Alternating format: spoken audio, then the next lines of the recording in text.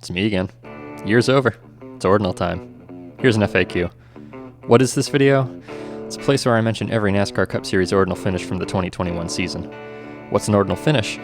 An Ordinal finish is when a driver finishes in the same position as their car number. Since when? Since I made the concept up 2 years ago, and that's probably why you've never heard of it. But now that I've introduced the idea to your little off-season content-starved noggin, you might as well stick around and see what I'm on about. It'll be a different kind of season recap, not necessarily one about winners or losers, though at times those headlines and these stats will intersect. When applicable, I'll mention some other stories for context, but you don't need me to run down every major event of the season. Official network highlight reels already do that, so you're either here because A, you're someone I know and you clicked on this video out of boredom or mild curiosity hoping for some infotainment about a sport you've probably never watched, or B, you're someone who follows the sport so much that you regularly dig through NASCAR rabbit holes and mostly end up with facts you already know or lame unfounded opinions by half-informed talking heads. Well, buddy, I've got math. So let's play a game. I want you to take a guess how many Ordinal finishes there were in the 2021 Cup Series season. Seriously, just think of a number, jot it down. Shot in the dark, right? Even if you watched every race this year, there's no way you'd know this answer off the top of your head unless you specifically kept track of Ordinals or spent an hour manually looking them up. That's where I come in, and I like to share. So without further ado, let's count down every Ordinal finish in the 2021 NASCAR Cup Series season, starting with number 1. In any given race this year, only one driver, whoever was driving the number 1 car, had the potential to Ordinal himself with a win, and series vet Kurt Busch did just that for the third year in a row. Unlike his last two, which came via a 2-lap sprint and pit strategy respectively, this time Kurt straight up had the most dominant car in the race, and in the summer heat he outdrove everyone fair and square all day at Atlanta. Of note, he'll be the last driver to Ordinal on this layout of Atlanta Motor Speedway.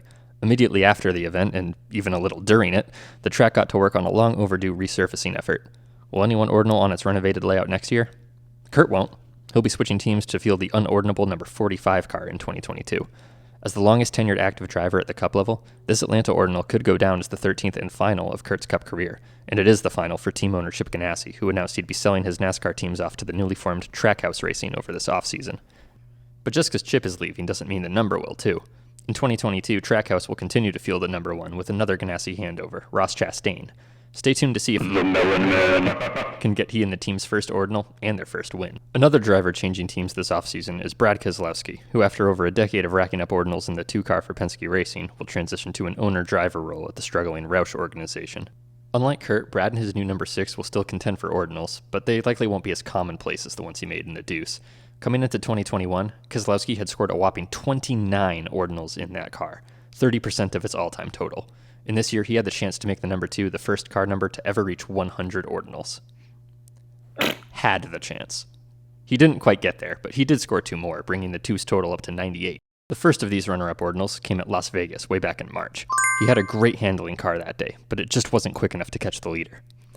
The second one was a little different. Superspeedway racing more or less equalizes disparities in equipment, but experience still often wins out. That is, if you can strategize when to time your runs in the draft, and there was no way for Brad to control a caution waving at this exact moment just before rain moved into the track and prematurely ended the race. He won at Talladega in the spring, but he'd come 1 position short on his quest to sweep the Talladega races this year. Brad's longtime teammate at Penske, Joey Logano, picked up his first Ordinal since 2018 after getting spun out by an out-of-control competitor at Watkins Glen. And just who was this out-of-control competitor? Oops. A few spots ahead, Chris Buescher finished 17th, and 1 single spot behind Joey was Bubba Wallace, who unremarkably finished 23rd but gave himself and his team 2311 Racing their first ever Cup Ordinal in the process. Bubba was the 21st driver to Ordinal the number 23, which is a tie with the number 32 for the most different drivers to ever Ordinal the same car number. 3 other drivers joined the Ordinal Club in 2021, but unlike Bubba, all of them doubled up on the feat.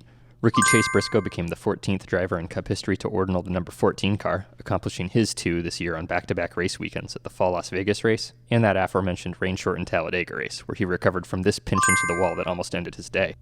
Christopher Bell wasn't a rookie, but his second year at the Cup level was his first in an Ordinalable number. His number 20 Joe Gibbs Racing Toyota started on the front row at Homestead 1 week after winning his first Cup race at the Daytona Road Course, but he couldn't keep it there, dropping to mid-pack early in the day with an ill-handling car.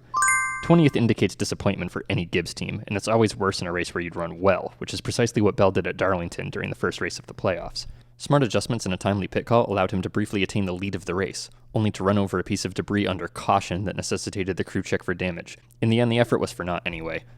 Bell got sandwiched late, and the poor finish set back his playoff hopes right out of the gate.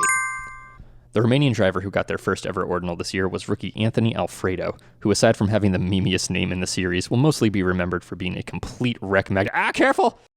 The poor finishes aren't entirely his fault. Look, accepting a full-time Cup ride is an opportunity most drivers would seize without hesitation, and being thrust into an underperforming seat with minimal experience in the lower series and extremely sparse practice time isn't a promising combination. But at the end of the year, the jokes write themselves. Would you like your pasta crushed or charred? Those are your options. With 9 DNFs on the season, that's a quarter of the schedule, need I remind you, it's honestly impressive Alfredo didn't wind up exactly 38th more than he did. Only one of his 238ths was due to a crash. He smacked the wall in the fall Kansas race and promptly went to the garage, that's whatever, but his Ordinal earlier in the year was particularly disappointing. Why? Because he suffered a suspension failure on his own, right before he would have had a chance to capitalize on freak attrition. Yeah, I'm talking about the curb incident, which took out a quarter of the field and rendered damage to many more. Alfredo has nothing to do with that. He was already in the garage while fellow shitbox cars like the Rickware 52 and the Starcom 00 battled for a rare top 20. But look on the bright side, Anthony. Your early exit made you the first and so far only driver to Ordinal on the infield road course layout of Indianapolis Motor Speedway. And that's the other thing about 2021. It didn't just give us 4 drivers ordinaling for the first time, 3 new tracks joined the list as well. Circuit of the Americas and Nashville Superspeedway will have to try again in 2022, as will new addition Gateway. But besides the Indy Roval, Road America got its first couple-level Ordinal courtesy of Tyler Reddick's 8th place run. Martin Truex Jr. in the 19 also returned to the Ordinal charts for the first time since 2019, after figuratively and possibly literally choking on a final restart with a blown tire during Cup's first dirt race in 51 years. A couple years ago, if you told me I'd have to enter Bristol Dirt as a distinct circuit in my Ordinal spreadsheet, I'd have had many questions, namely, what's an Ordinal? And, huh? But life comes at you fast, even if in the pursuit of progress, we sometimes make poorly timed moves. What you just witnessed was the finish to this year's Daytona 500, starring a push gone wrong that only the few who missed its mayhem could be thankful for. One of those people was Michael McDowell, who had started 358 Cup races over the span of 13 years to that point, and never won one until the moment he passed that ferocious fireball. But know what McDowell still hasn't done? Ordinal a Cup car. Not a single time, despite 4 seasons in the 34 with mediocre average finishes. A stunning record, sure, but until he seals the deal, there's not much else I can say about him. Instead, let's talk about the guy 2 spots behind him, Austin Dillon, who ordinaled the number 3 car for the first time since 2016. Dale's numerical successor hasn't exactly made a name for himself in that car where ordinals are concerned, but just behind Austin was Dale's actual replacement, Kevin Harvick, who quietly racked up a few more fourths and cemented the number 4 as the 3rd most ordinaled car of all time. Only 2 spots behind the second place 3. At Pocono, Harvick gave us another Ordinal, the only one I got to witness at the track in person this year, while our old friend Talladega returns for the 3rd. But Harvick wasn't the superstar Ordinaler on the spring Talladega race.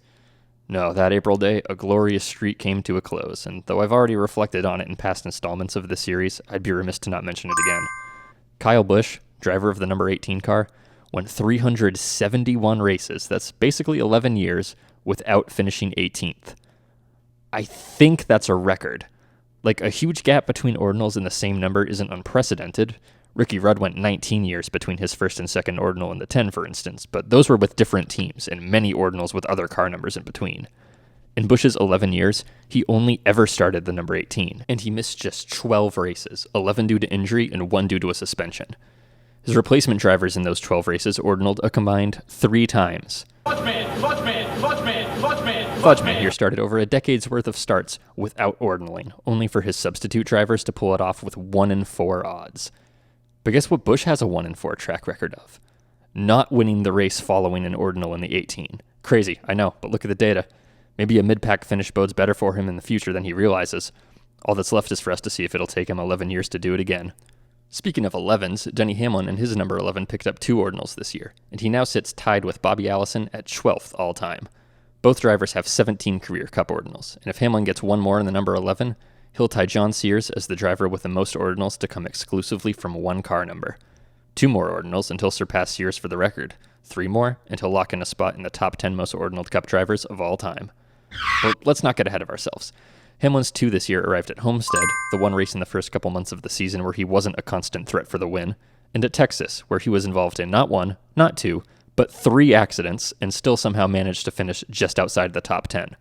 a result he'd be very glad about 2 weeks later when he was on the verge of getting knocked out of the championship finale. No one ordinaled in that Halloween race at Martinsville, but 2 drivers did there in the spring.